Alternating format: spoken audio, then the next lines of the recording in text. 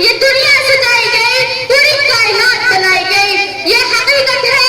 अगर हमारे प्यारे नबी इस दुनिया में जब अगर ना होते तो कुछ भी ना होता, न जमीन होती, न आसमान होता, न अर्श होता, न फर्श होता।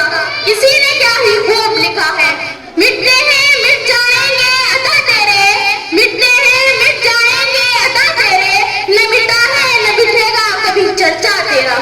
हाज़रीन महफिल, हमारे प्यारे नबी सल्लल्लाहु अलैहि वसल्लम के बहुत से मौजज़ात हैं, उनमें से चंद मैं आपके सामने पेश करना चाहूंगी। बुखारी शरीफ की हदीस पाक में है कि चांद के दो टुकड़े करना ये मेरे आका का अजीम मौजज़ा है। इस मौजज़े में कई मौजज़ात हैं, हालात दिन ब दिन उरूज की तरफ रवा थे। अबू जहल ने खत लिखा यमन के बादशाह हबीब को कि मेरा भतीजा है जो हम में से है, ऐलान कर रहा है मैं अल्लाह का नबी हूँ, जितने भी खुदा हैं उनको झूठा साबित कर रहा है। जो कहता है वो हो जाता है, जो उसकी तरफ देखता है वो उसी का बन जाता है। तो दुआ कर हमारा फैसला कर।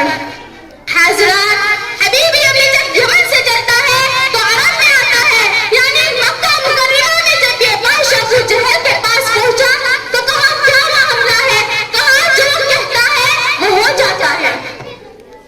सामईन किराम, हबीबी अम्मी कहता है कि मुझे उसके पास ले चल।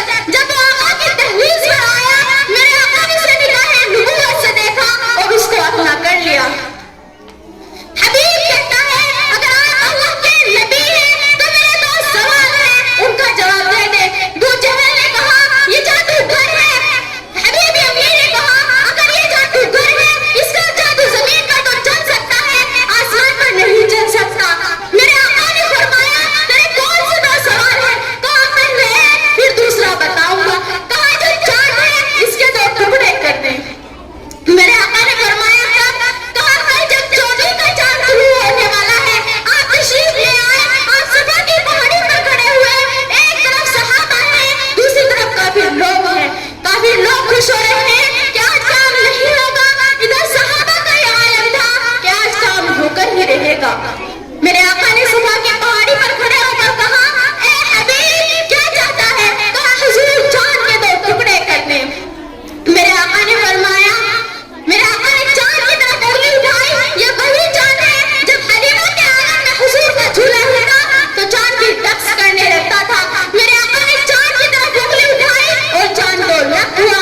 इधर हबीब अपने कदमों में गिर पड़ता है, अर्ज करता है हुस्न में मिसाल देख के आमिना दलाल देख के, पूरा नबी रश्क आ गया आमिना दलाल देख के, यमनी नबी कलमा पर हुआ उंगली का कमाल देख के।